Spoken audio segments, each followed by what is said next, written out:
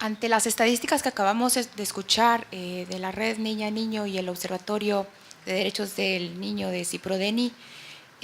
hay que entender y comprender la violencia que vive nuestra niñez y adolescencia. Y lo que les vamos a presentar a continuación es uno de los ámbitos que se ven reflejados en la actuación del Estado ante esta situación de violencia y que desafortunadamente ante la obligación de restituir derechos de esta población que entran en situaciones de vulnerabilidad, el Estado no ha sido una respuesta, sino muy por el contrario, ha puesto de nuevo en situaciones de vulnerabilidad a esta población, al extremo que hoy estamos conmemorando a estas 41 niñas que fallecieron en marzo de 2017. Hay una línea de tiempo, es importante entender, no olvidar la historia para no volverla a repetir. Y frente a esta situación de institucionalización que ha sido la medida que ha prevalecido en el Estado para atender esta situación de vulnerabilidad de la niñez, desde el 2013 y ya antes, en el 2010, el Comité de Derechos del Niño ya había advertido sobre la vulneración de derechos a través de estas macroinstituciones. En el 2013, la institución del Procurador de los Derechos Humanos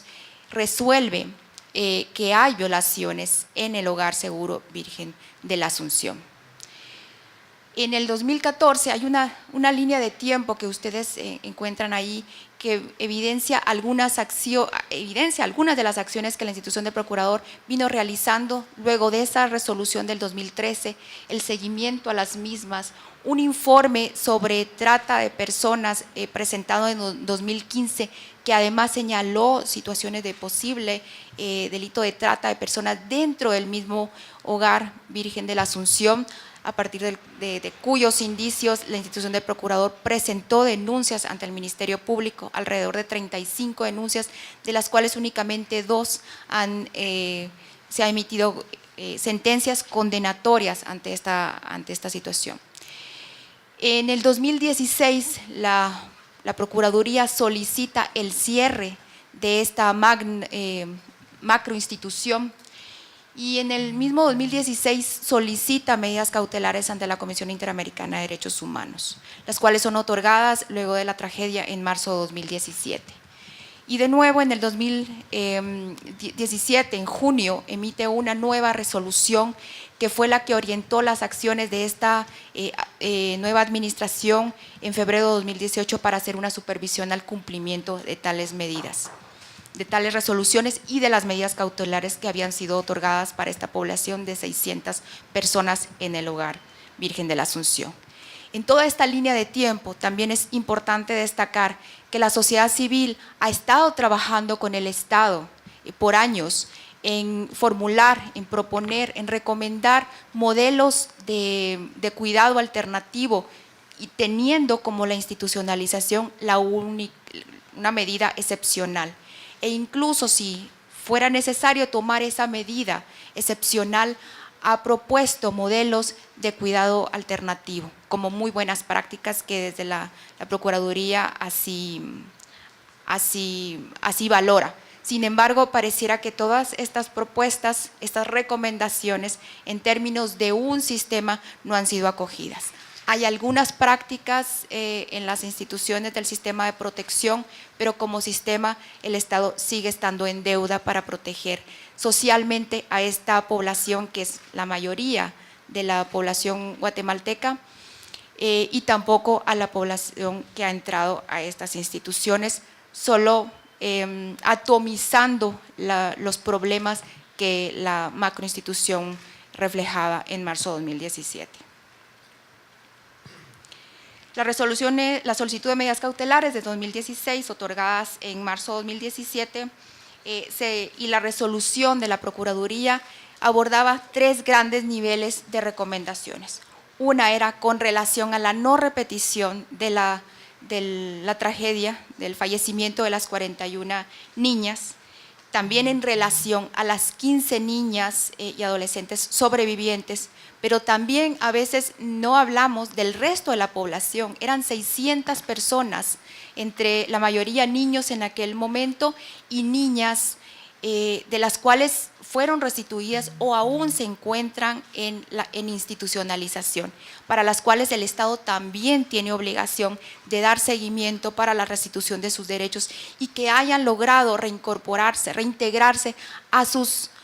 comunidades, a sus familias biológicas idealmente, pero si no a través de otras medidas que reconoce el sistema de Naciones Unidas a través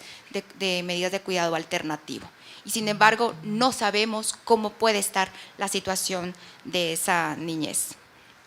Al menos no en términos de un sistema de información ágil que pudieran las distintas instituciones del sistema de justicia utilizar para en tiempo real saber cuál es el estado de situación de cada una de esas niñas, niños y adolescentes.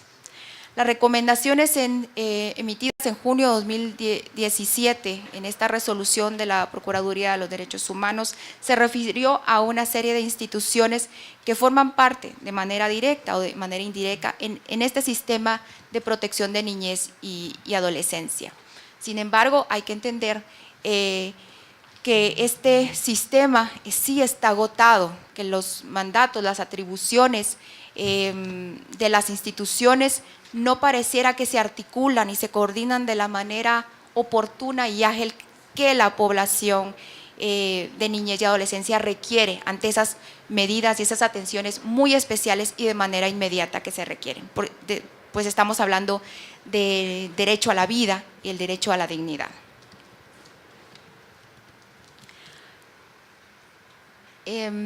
Siguiente, por favor.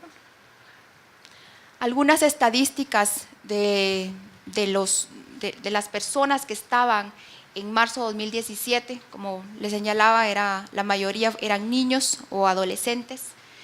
las 41 niñas fallecidas, las 15 niñas sobrevivientes, y que para tiempos actuales estas niñas se reportan todavía como una niña que tiene víctima sobreviviente que está desaparecida, es decir, tiene activada una alerta Alba Kenneth y el Estado no sabe responder cuál es el paradero de ella. Una víctima sobreviviente en Estados Unidos, si recuerdan, ante la solidaridad internacional, varias de las niñas muy afectadas por el incendio, por los daños en ellas, fueron trasladadas a Estados Unidos. La mayoría regresó, pero una se encuentra en Estados Unidos, cuya responsabilidad de darle seguimiento ante restitución de derechos recae en el Ministerio de Relaciones Exteriores y la Procuraduría General de la Nación. 0 niñas, al menos lo que hemos observado en las supervisiones, cuentan con un plan de vida que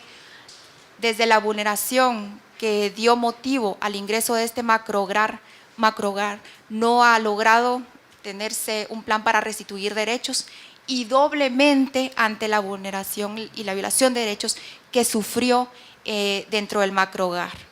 No hay planes de vida para esta restitución de derechos en doble situación de vulnerabilidad de la que fueron un sujeto. 4 víctimas sobrevivientes de nuevo han regresado al sistema de protección, cuando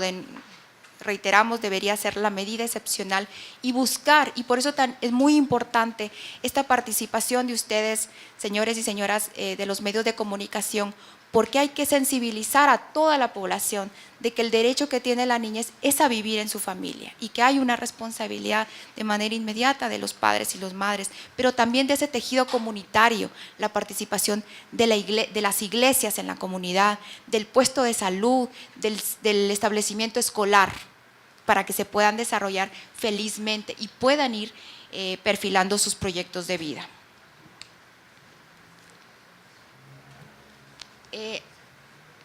A octubre de 2017, de estas 600 personas, 230 habían sido reintegrados a sus familias,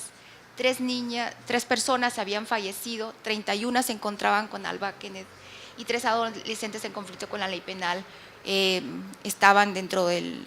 este sistema de justicia penal juvenil. Como ven, los números se han incrementado. Valorar positivamente que sí hubo una reintegración a la familia de 311 personas, pero la importancia de saber y darle seguimiento a esa reincorporación a estas familias o a sus comunidades. 11 personas han fallecido